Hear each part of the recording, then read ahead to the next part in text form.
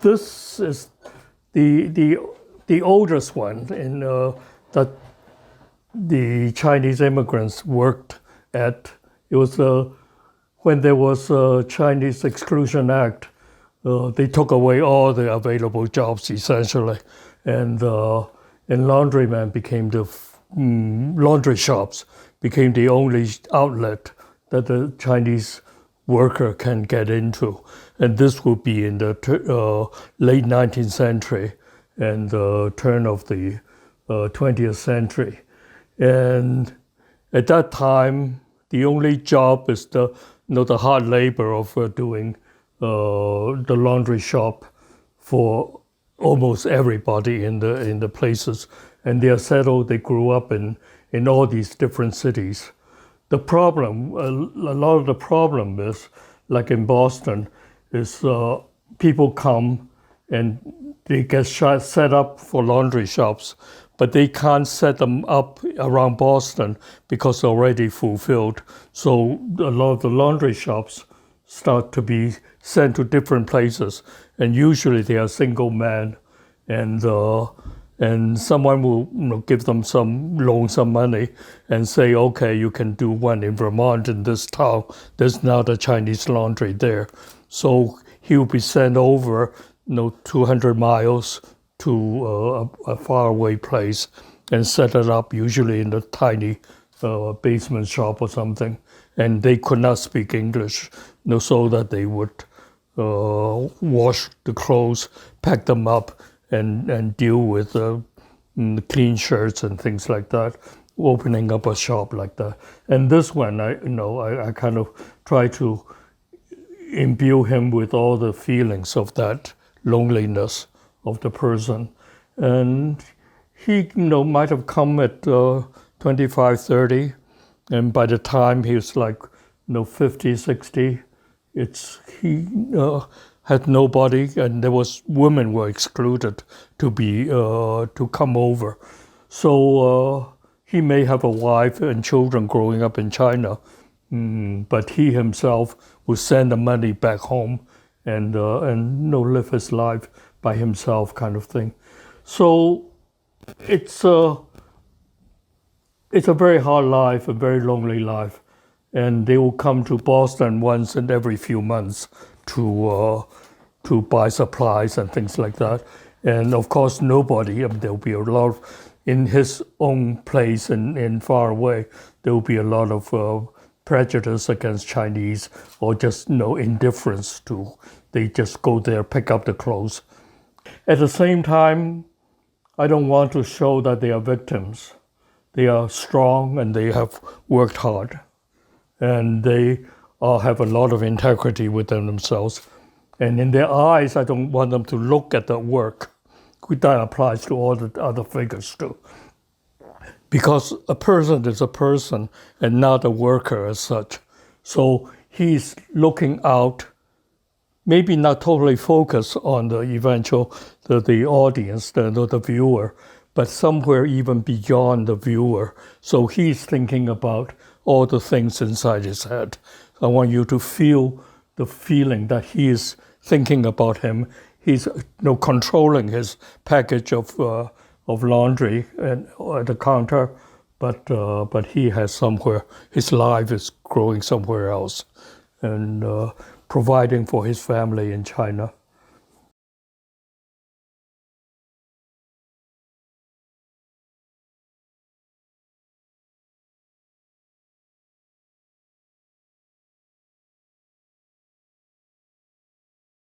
Restaurant and food making, that is provide them with that they can control their lives rather than just working for other people for labor.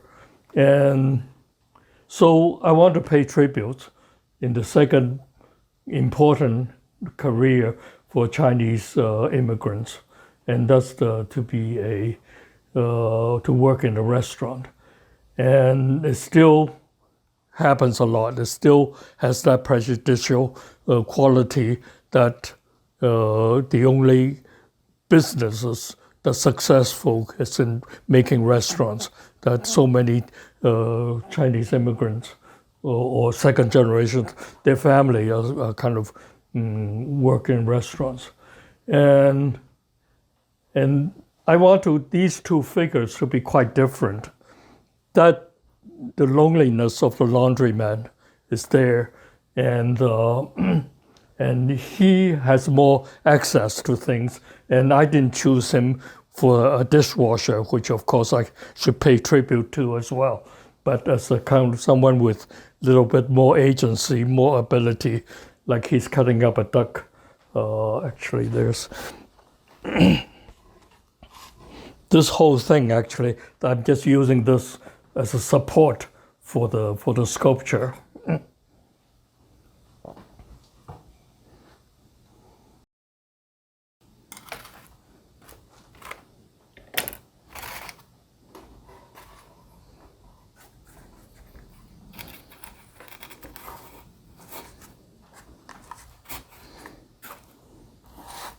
He was a real person who really was here for 8 years and and could not find a real job. Got less and less possible as he stayed behind.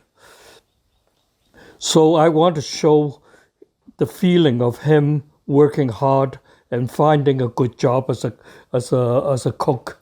And in that moment, he is so the expression that I'm trying to get is he's both kind of hardworking, but and struggled hard through his life, and at the same time, he was kind of happy to find a job that he can, for once, make some living without without having to wash dishes. So being a assistant cook is much more rewarding than his other jobs. And it's kind of hard to find. And sometimes he has quite a temperament, so he could not. Sometimes he fights with the owners and things, and he had the big dreams of coming over, of making a huge success, but it did not happen. And he was, by the time I talked to him, he was he didn't have a job, and he was struggling hard. He was living in a basement in Quincy with just a board for a bed, with a suitcase that he brought over from China with all his clothes in it. And it's a suitcase that's large. You can imagine him carrying it on in the airplane with tied up on the outside. And after 10 years, he was still using the same suitcase and getting so like his clothing was all just stuffed there.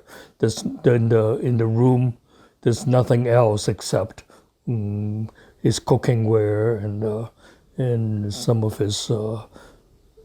And he has a telephone that he calls his family in China. So, and he told me a lot of stories, both good and bad. So, it's a real person. And I try to show his real life in his face, without showing really who he was.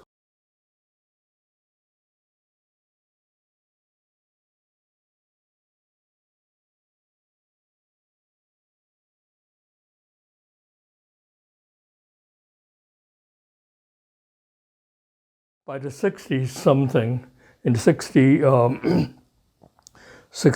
or 4 or 5, the immigration law for Chinese become more broadened. And that's when many women and families started coming. And I mean, all these things, of course, a lot of people know already, but sometimes it's good to reiterate. That's when a lot of women start coming with children and things like that. And in the Boston area especially, the jobs that they could find, the men are still working in restaurants, or by that time, laundry shops is becoming, because of washing machines and all that, laundry shop is no longer quite viable. people turn into dry cleaning and things like that with the skill. And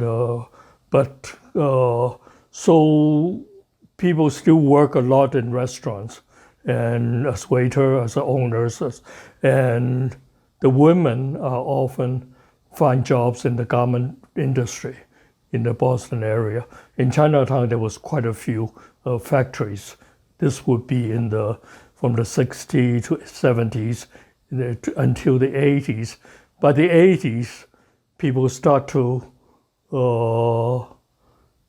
outsource the garment work. So for a 20 years period, it was supported both the restaurant and the families with the garment work, and the women are working in a lot of these factories.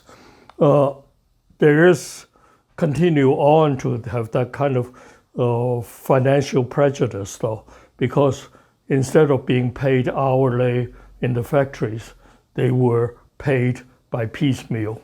So a person who's able to sew quickly can make a little bit more money. But if someone is older person or not as skilled with a sewing machine, it's a lot of hours of work with very much. They're paid like 10 cents or half a dollar for a shirt. So it takes a lot of work in order to support a living. They are supporting each other because some restaurant close and open and all that stuff. The restaurants, again, is also not often in the Chinese communities, but outside in the suburbs and without any kind of cultural support or anything. So this is to celebrate the workers. A worker as a garment worker at a sewing machine. The same thing. I have her not looking at her sewing. Some people actually, when I talk to some people sometimes object to it. You never see a garment worker looking up from the machine. But I say, well, there's a different life to just work. And I want to show that one more time. So this one is based on a younger woman. The two men, one I think would be older, and this would be middle age, and this woman would be like 20s something. In actual fact, again, a lot of the women workers would be 30, 40, and some until much older. Yeah, her faces again is. I love these kind of hopeful faces of the young woman, and in this kind of work, all the ones that look. I think the sad thing is that kind of hopefulness often do not keep for too long. Somewhere along the line, they get discouraged. They kept having to just spend hours doing, worrying about whether they will have a job, whether the company is going to close and all that. And once in the 80s and early 90s, all the factories left. First to the south, outsourced to the south with a slightly cheaper, non-union jobs. These are, sometimes they're union. Of course, the union don't protect them that much.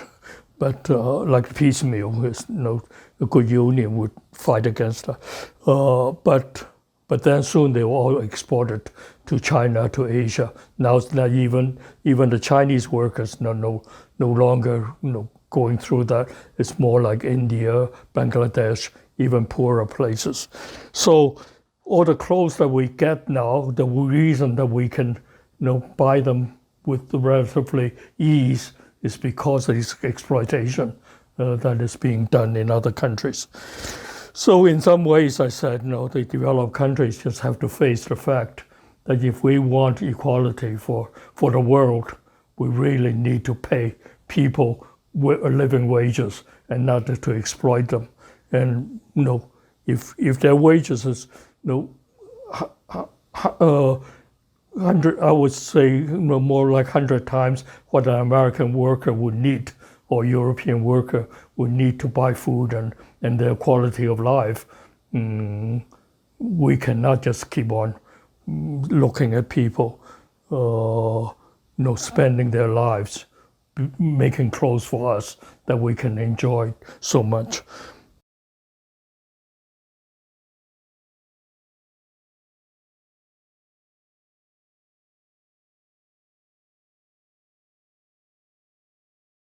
People often don't think of that as a work. And sometimes people say, oh yeah, Chinese grandmother's always taking care of the kids. But from my hearing with both parents working and working at different hours, the restaurant workers often start at 11, going to the restaurant, and they don't come home until like 12 o'clock at midnight. And for example, if you're a garment worker, they will start at 8 o'clock or 9 o'clock, 8 o'clock in the morning, and come home at 5. Or both of them will be missing to pick up children at 3 or 4. So the grandmothers were often assigned the job of doing that. And what is most impressive and important, I think, is that the children who don't see their parents very often, except maybe on weekends, often have to work very hard at their schoolwork, and it's encouraged by everybody, of course, to work very hard at their schoolwork. And the grandmother will be there cooking for them, preparing, picking them up at schools, and often take them to a park or something so the children can do their homework. The grandmother often do not speak English, and the children, because they were born here or come here very young, often speaks primarily English, and sometimes can hear the parents talking, understand what they're saying, but their natural language is the first language is English. So they would hang out with a grandmother, and they'll walk from school to park to home, talking to each other. And they picked up a lot of the ideas of the grandmother, because the grandmother grew up in a village in China or somewhere in China, and would just maybe casually say, look at this, look at that, and hold this way. Can you smell this? All those things. And the children often take on the real cultural affinity by hanging out with the grandmother. And the grandmother is actually providing a somewhat greater job than even the school teachers are doing, because they are providing them with a foundation of something that they can live with. And I looked at a lot of grandmothers tending their children. Often they have their own work, like knitting something, and the child will be either mostly doing homework, and will sometimes going to show the grandmother, and the grandmother say, very good, but without understanding what the higher math and all that stuff is being done. But the child also have a kind of respect, and especially maybe not at that point, especially later on when they go to be 20-somethings, they suddenly remember the times that they had and how much they've learned from the grandmother.